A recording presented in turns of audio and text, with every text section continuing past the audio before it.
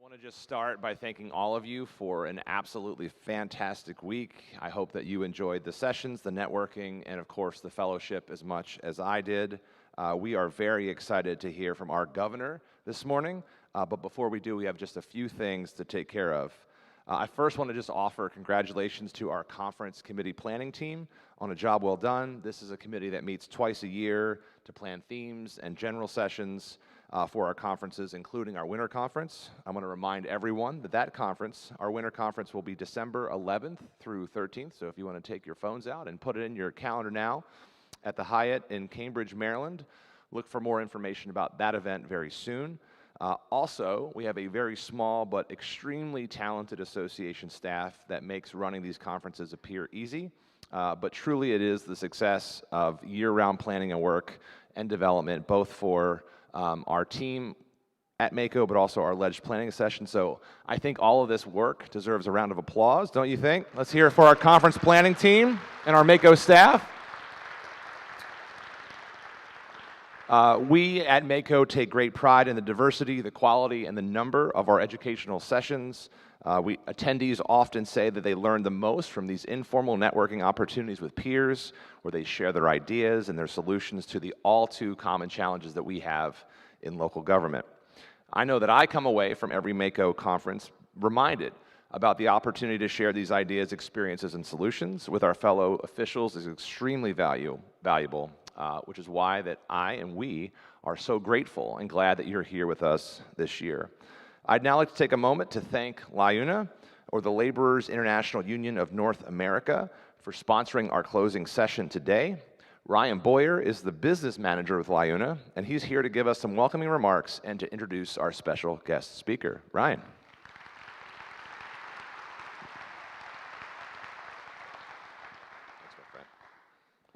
Thank you, Johnny. Good morning. Oh, that's great for Mako. That is great.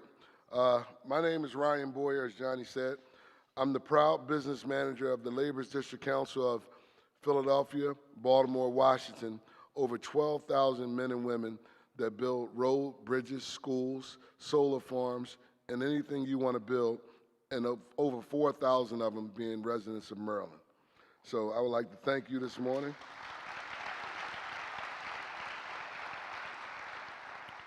We provide contractors with safe, skilled, local labor force. We're here for a strong and prosperous Maryland, but a strong and prosperous Maryland must include everyone. We live under the standard that was set by our great governor, who I have the privilege to announce today. He said, we don't have to choose between having a growing economy and a fair one. So we at LIUNA, we believe that talk is cheap and actions cost.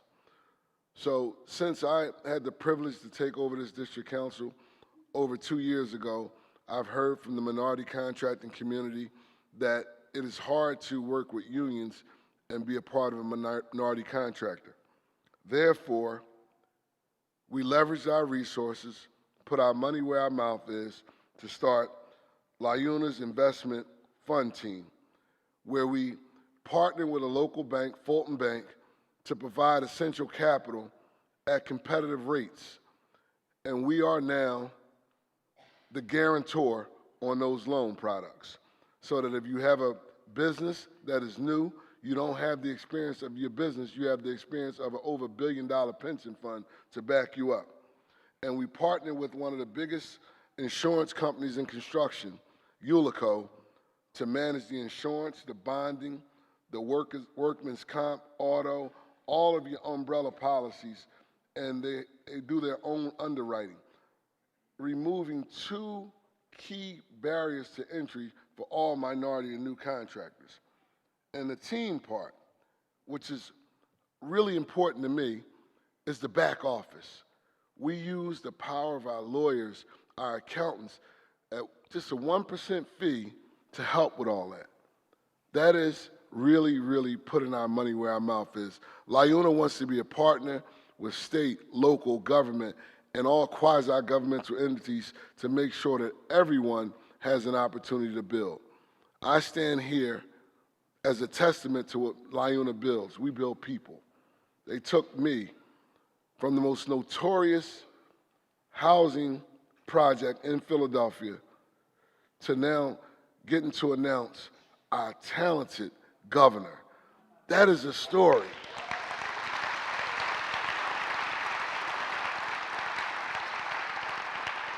And it's only possible with teamwork and people that's willing to make an investment in people that they don't know and they have yet to understand. So now it is my pleasure. Wes Moore is the 63rd governor of the state of Maryland. He's the first black governor in the state's 246-year history. And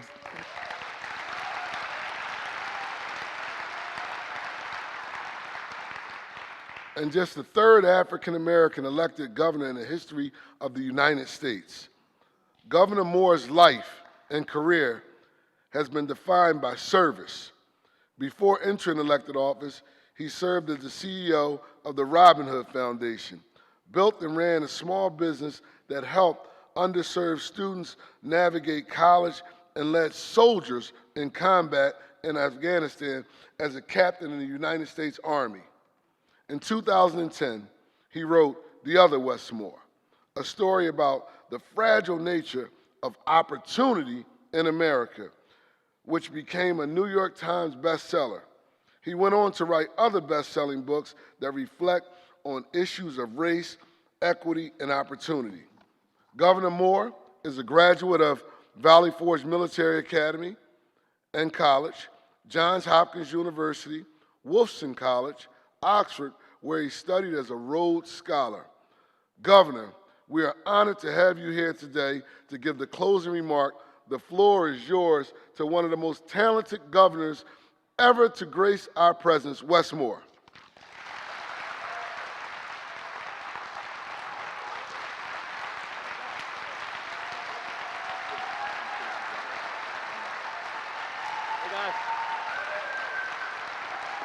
Good morning.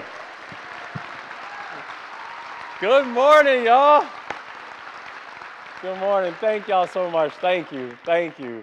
Good morning. It's good to see y'all. And first, can we please give it up for Ryan and the remarkable work that he is doing with LiUNA and beyond. Ryan, I'm proud to call you a friend, man, and I'm proud of your story, and I'm proud of how you continue serving us. And I'm very clear that we are going to be Maryland strong, and that is because we are going to be Union strong. So God bless you, and thank you so much. Also, I got to give a shout out to our president, Johnny O. Johnny, your leadership, brother, has been outstanding. And I don't know where he is finding all the hours to be able to do all this work. In addition to doing a remarkable job as county executive, and also now your leadership in this organization, and also making sure, and you are campaigning hard, and we're excited to, while it's unfortunate we'll lose you as a county executive soon, we're excited for your leadership in Washington that you're going to be bringing come January. So God bless you and congratulations, my friend. Michael, to you and the entire Mako team, to Virginia White, once again, you all have shown that there is no party like a Mako party.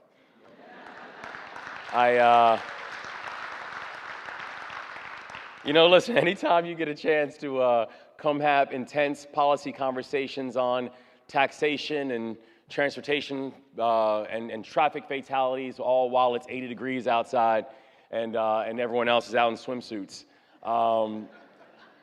you can tell that there's a reason that folks are here. It's because the content is that good. The partnerships matter that much. The connections are deep.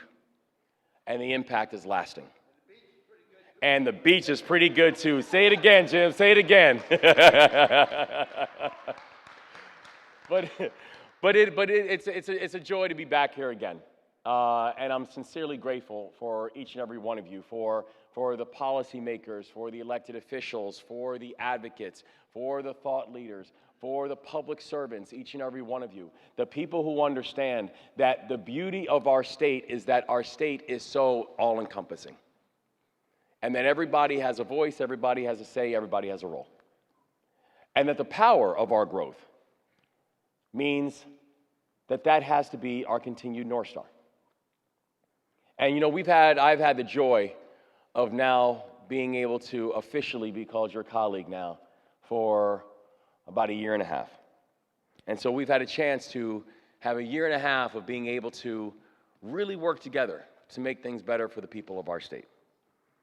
And so I want to spend a little bit of time this morning talking about what the next steps are that we have to be able to accomplish together to make sure that we can truly leave no one behind.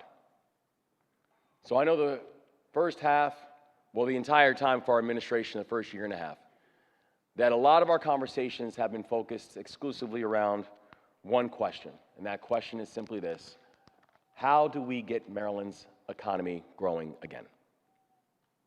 Because so many of the conversations have revolved around the issue that it hasn't been, and we had to fix that. Because when I first entered office, our economy was not just stagnant. Our economy had stalled. That if you look at Maryland's economy from 2017 to 2022, the national economy grew by 11%. During that same period of time, Maryland's economy grew by 3%. It's just math. And the irony of that math is this, is that during that time, we were consistently ranked low on affordability, consistently ranked low on wages, consistently ranked low on population decline, consistently ranked low on education and labor force participation and employment. And also during that time period, that same time period of 2017 to 2022, do you know what also was happening? It was this, that during that time period, our budget increased by over 70%. So again, it does not take an accounting major to figure out that something's wrong with those numbers. The problem wasn't that we weren't spending. We were spending. Where our budget grew by over 70% during that time, we were spending, we just weren't growing. We had to fix that. Because the problems beneath the surface were hidden by the billions of dollars of federal money that was coming up to get us through COVID. But billions of dollars in federal surplus is not a structural surplus. It's a sugar high. And again, it does not take an accounting major to understand that anyone who's talking about things like inheriting a structural surplus, you are either one of two things. You are just either factually incorrect or you are politically motivated, because there's no math behind that statement. Federal injections of cash that was one-time cash is not a structural surplus. So we had to address the fact that we were spending, we just weren't growing. And so our strategy has been focused on three basic pillars: increasing access to work, wages, and wealth. And those would be the guidelines that we would then push forward this work. So first, we had to focus on getting Marylanders back to work. Because in the status quo, we had too many parents that find themselves choosing between a job or making sure that their children were safe at home. And so this administration and this team, and by the way, I just want to also give a huge shout out to all of our cabinet secretaries and our agency heads who are here today, who are doing remarkable work on behalf of the people of this state, and thank you for raising your hands to serve.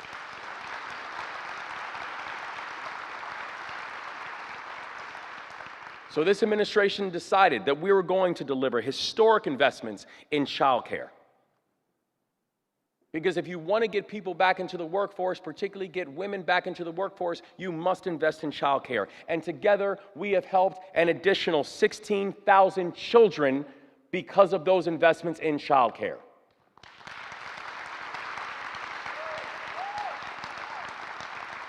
And we also understand that no one should be barred from entering the workforce because of a conviction for something that now is no longer even illegal.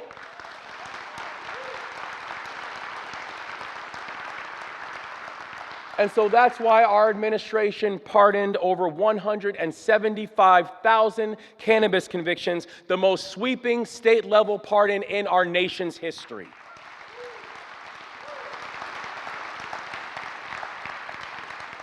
And on top of that, we've worked with our partners to be able to make sure that we've delivered record funding in job training and apprenticeship programs, because not everyone has to attend a four-year college in order to be economically successful.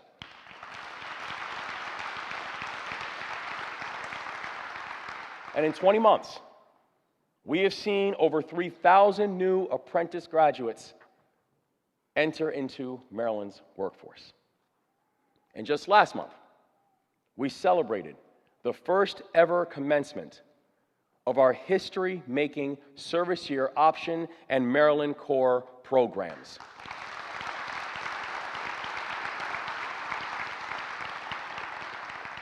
So here's the exciting part.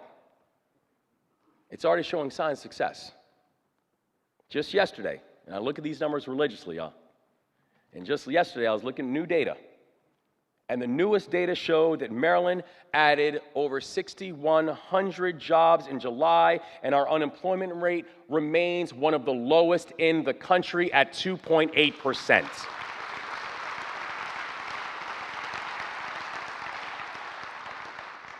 So, to boost wages, we introduced in our first months legislation to be able to raise the minimum wage to $15 an hour, because gone should be the days when you have people who are working jobs, and in some cases multiple jobs, and still living at or below a poverty line. And that law took effect in January, and it raised the wages of over 163,000 Marylanders who needed and deserved that raise.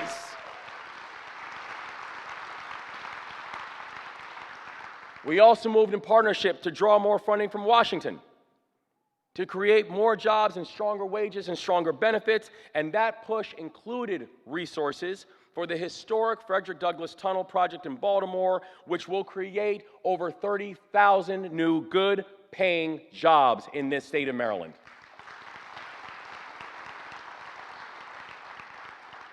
We've also been tireless in our efforts to boost wages for Marylanders who serve the state, so we can recruit and retain top-notch public servants. That includes things like making sure that we're supporting the members of our National Guard and passing legislation to make Maryland the first state in the country that now has a pathway for free dental care and health care for members of our National Guard. That includes passing legislation that increases the amount of PTO and paid time off the members of our National Guard have who are also serving the state, because somebody should not be using their PTO to serve their guard duty. And if a person is willing to put the flag of our country on their shoulder, they should be able to use their PTO for things that PTO should be used for.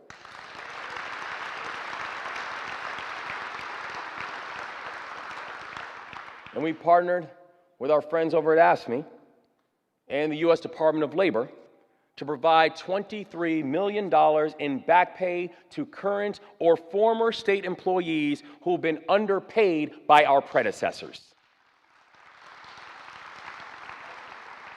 And by the way, we have worked to give our state workers a pay increase not just once, but twice already in our administration.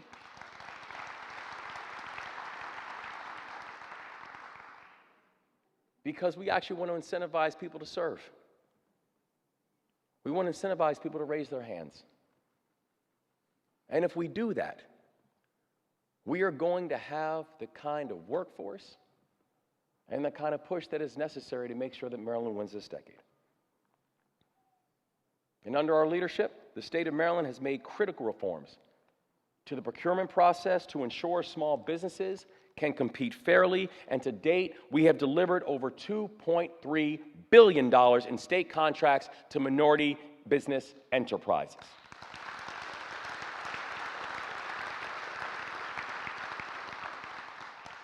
And I want to thank many people in this room, too. And I want to thank the members of MACO. And I want to thank members of the General Assembly. Because also this past year, we did something that many people thought was not going to be possible.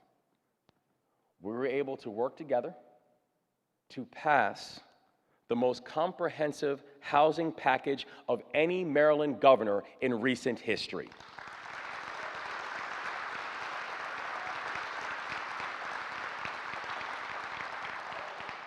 This package that we got done together, it's going to help us to turn more renters into homeowners. It's going to help to drive generational wealth, and it will help to bolster our state's housing market. And today, we have more Marylanders than before who are waking up and going to work than we did before. We know that now, today, wages are up, and we are building a stronger pathway to prosperity for all Marylanders and not just some.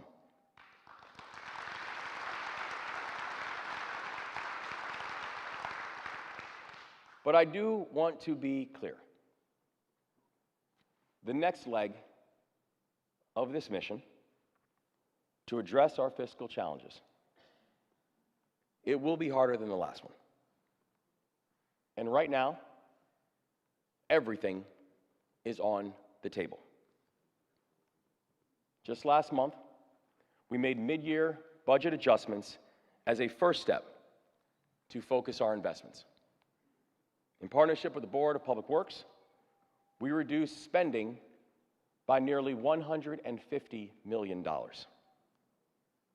And don't forget, though, we did it without cutting a penny from childcare or Medicaid or K-12 education.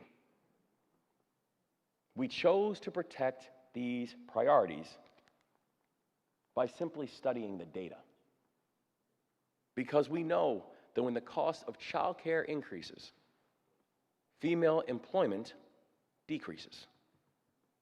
We know that when Marylanders don't have health care as children, it is harder to move up the economic ladder when they are older, and unfortunately, oftentimes, child poverty means adult poverty. We know that when children aren't learning, when they're not getting the basics of how to read and write, they will not be able to compete in a modern economy, and we need to make sure that all of our children have a chance to not just compete, but have a chance to grow in the economy that we are building in the state of Maryland. And so the facts told us that we must protect childcare, we must protect health care, and we must protect education. And that's exactly what we did. This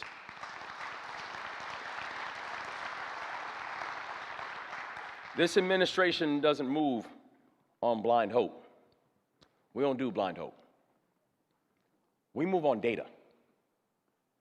Data is required for the decisions that this administration is going to make, and that will be the standard going forward. And over the last year and a half, our administration has stood up a performance cabinet to help us track data on a number of state programs, and that work is being coordinated by Asma Mirza, the first chief performance officer in Maryland's history. When I worked in the private sector, there are a few things that were very clear. One thing was data was everything. Every program and priority was closely watched for its return. And so now we're simply applying that same mindset to state government. And this year, we will put data at the center of our budget process. I'm requiring state agencies to cite evidence when proposing new budget investments. That way, we can consider what we know works when making a decision about every single state dollar that goes out. The things that work will get funded, the things that don't, won't, and there will be data behind each and every decision. I also recognize that the data-driven mindset of this administration is going to force very hard conversations. Conversations that will last over the next 12 months about how our state operating budget will perform. but we will continue to defend priorities that deliver results. We've protected initiatives to build electric vehicle charging infrastructure and improve resiliency.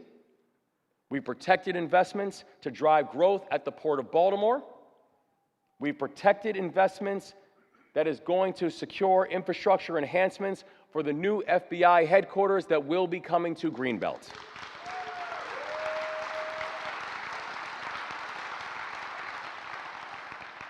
And just like the budget adjustments that we made in July, we're going to do what so many Maryland families are doing every single day.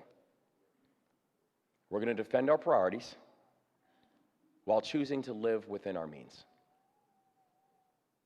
We are 5 months away from the next legislative session and introducing our new budget. And our work will unfold over the coming months at a strategic pace. But part of that process means we will continue traveling all over the state to gather input and to gather insight. Because together, we won't just get Maryland back on track with solid financial footing. We will deliver quantifiable and irreversible results for the people who elected us to do exactly that. And we will be data-driven and heart-led in our work. Now, I do want to end this by discussing one of the keystones of our commitment to delivering results in the next coming year. That keystone is education. A world-class education system is the prerequisite for all of our dreams as chief executives and the dreams of the future generations whose job it is that we are preserving and whose future we are protecting. Education is going to be the foundation that we build everything else on, because think about it. Every single goal that we have relies on that. Tell me how any of us are going to accomplish anything that we are trying to get done if you do not have a world-class education system in any of your jurisdictions.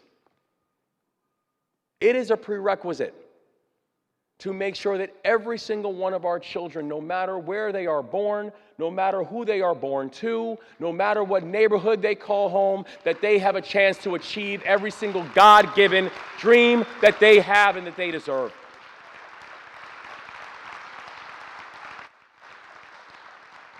And that is why I am fully committed to implementing the blueprint for Maryland's future and making sure that we can see that promise come to fruition.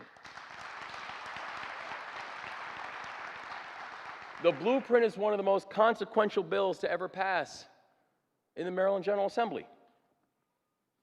And we know that because of that work, we are already expanding access to preschool, which we know is an investment with the highest return. If you invest early, that is the largest societal ROI that you are going to get on that investment.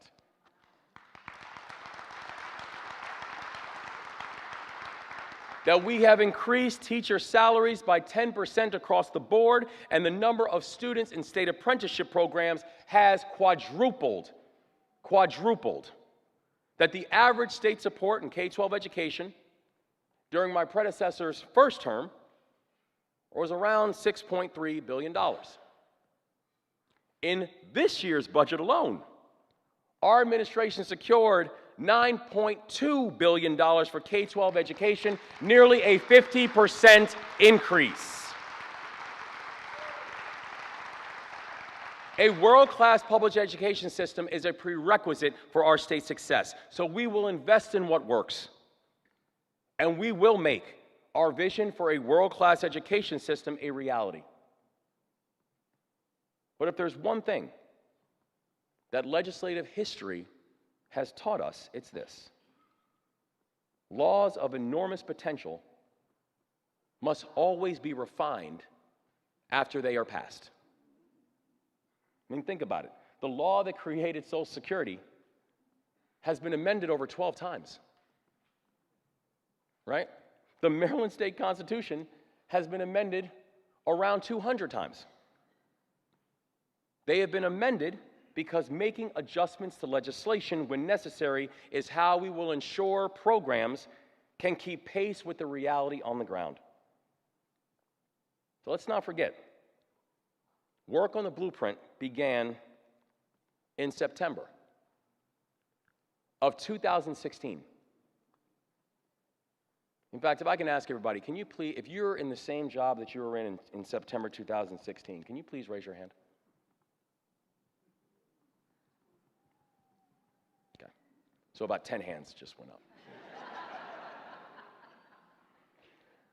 Let's not forget, when the blueprint was being negotiated, there was a word during all those negotiations that none of us had ever heard before. That word was COVID. So a lot has changed since 2016. And we've gotten through the pandemic, but we are still dealing with the long-term consequences of the pandemic.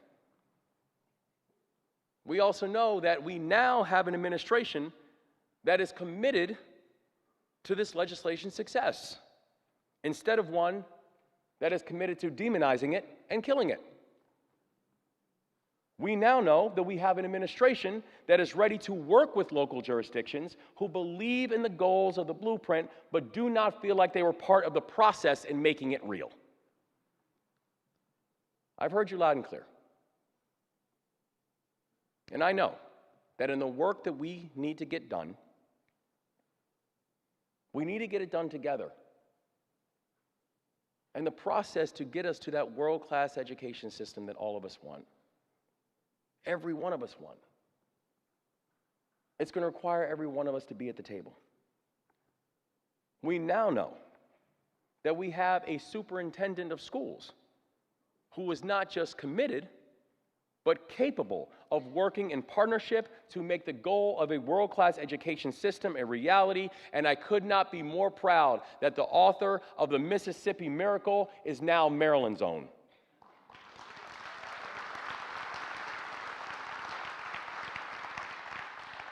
We must be nimble in the face of change. And that's exactly what we plan on doing over the process of this next year.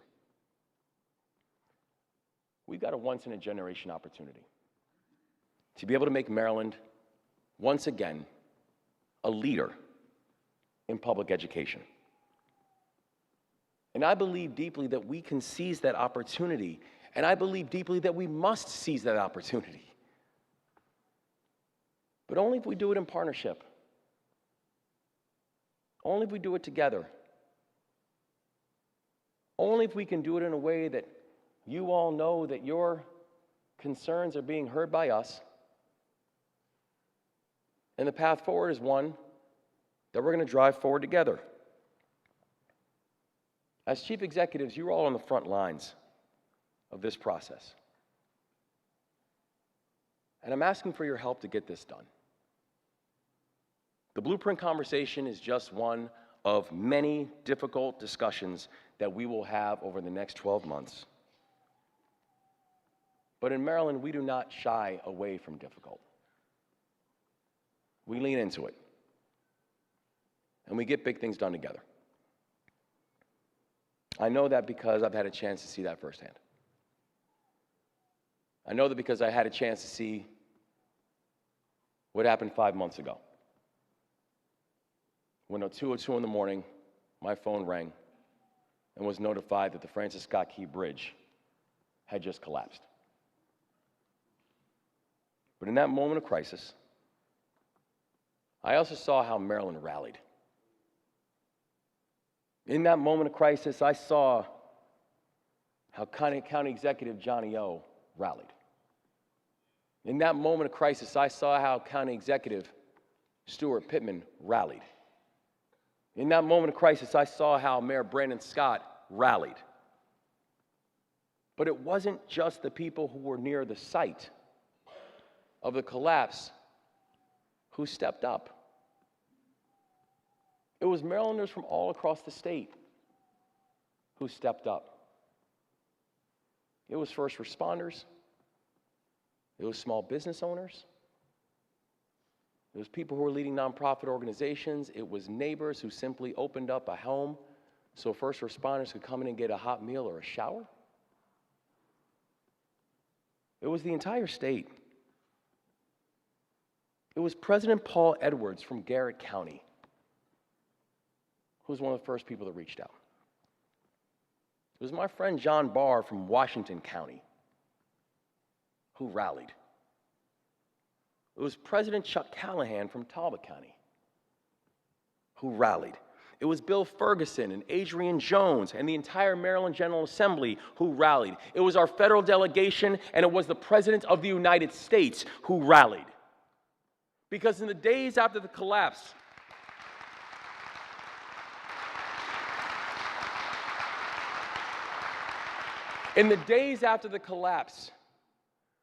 if there was one thing that I knew, was that we weren't alone. That our pain was the world's. Our struggle was everybody's. And I saw how this entire state stepped up and said in that moment, we are not just one Maryland, but we are Maryland strong. And I saw how because of that force, because of that determination, because of that push, that we were able to not just bring closure and comfort to the families of the 6 victims who we lost that day. They were not just able to make sure that all of our port workers and their families were supported, but also when people told us that it could take up to 11 months to clear the federal channel, that because we worked together, we got that channel cleared in 11 weeks.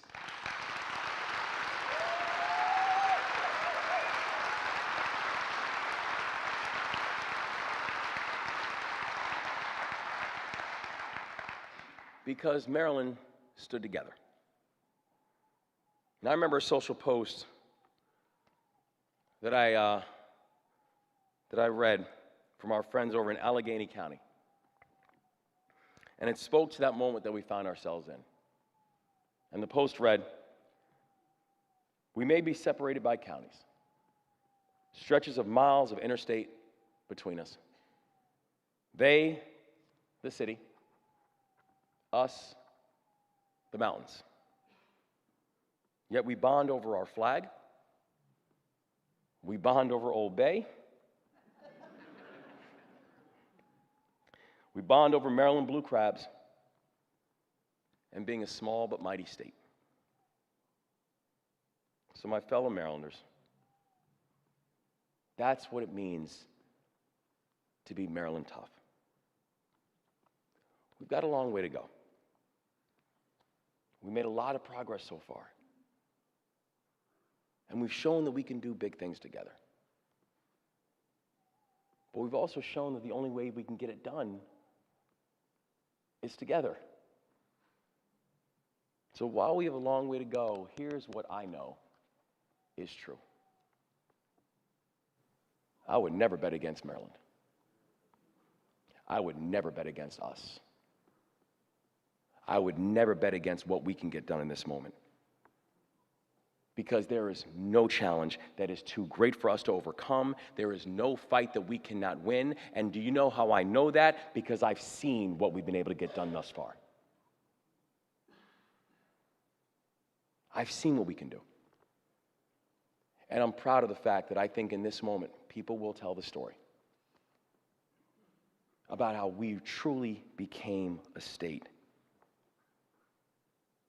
that in partnership, that we chose to leave no one behind.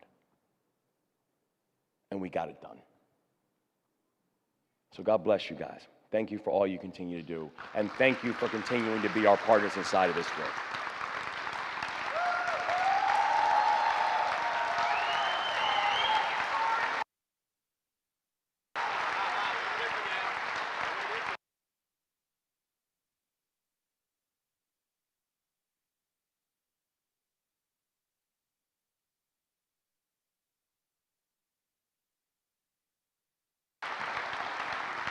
Governor Wes Moore, everybody.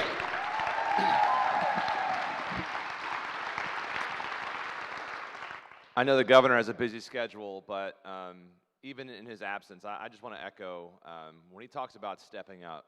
I think those of us, not just in the Baltimore region, but